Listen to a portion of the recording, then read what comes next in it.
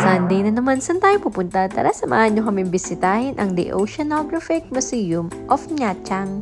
Ang entrance fee nga pala dito ay 40,000 dong lang. Open sila from 6 AM to 6 PM. Umungad nga pala agad sa amin ang napakalaking skeleton na to, ang humpback whale.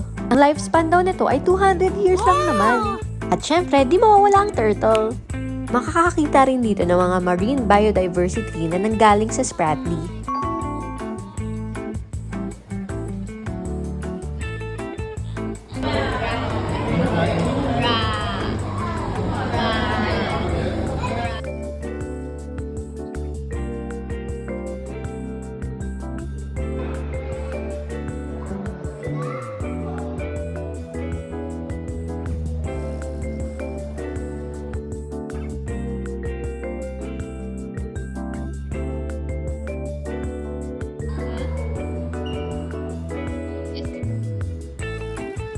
Meron nga pala silang interesting exhibit na kung saan pinagmamalaki nila na meron silang 20,000 marine specimen na ginagamit for educational purposes.